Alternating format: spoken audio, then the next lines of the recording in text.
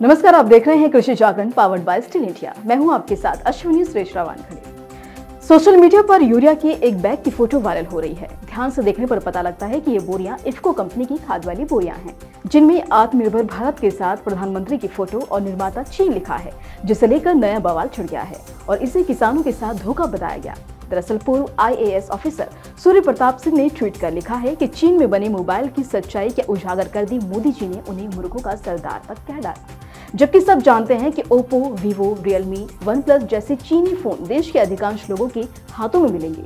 अब ये देखिए कि चीन का बना खाद इफ्को द्वारा किसानों को बेचा जा रहा है और उस पर लिखा है आत्मनिर्भर भारत।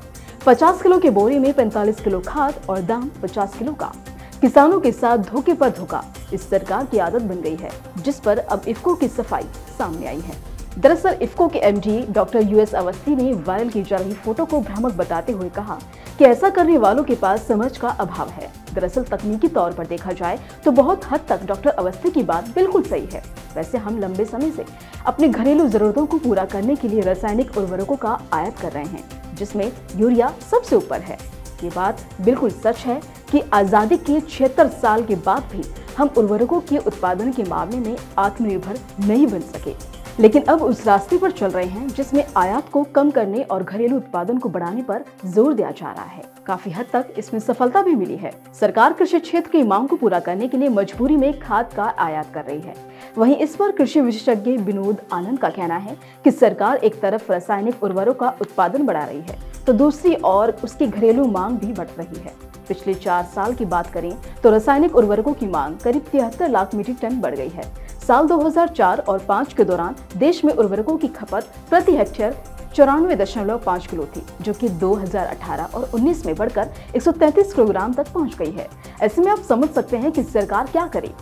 वो अगर इंपोर्ट ना करे तो देश में खाद के लिए हाहाकार मच जाएगा। दूसरी तरफ स्थानीय स्तर पर कारखानों को बढ़ाकर सरकार उर्वरकों के मामले में आत्मनिर्भर बनाने की भी कोशिश कर रही है।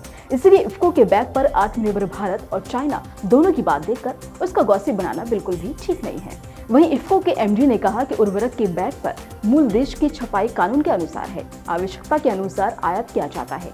खाद्य सुरक्षा में आत्मनिर्भर भारत की मदद के लिए सभी कंपनियां और सहकारी समितियां किसानों को सस्ती कीमत पर उर्वरक उपलब्ध कराने के लिए काम कर रही है। Nano urea, nano DAP, new area plant एक ही दिशा में है। इसीलिए वायरल की जा रही पोस्ट भ्रामक है और इसमें समझ का अभाव है। फिलहाल के लिए इस खबर में बस इतना ही। ऐसे ही तमाम अपडेट्स के लिए बने रहें हमारे साथ। ब्यूरो रिपोर्ट, कृषि जागरण।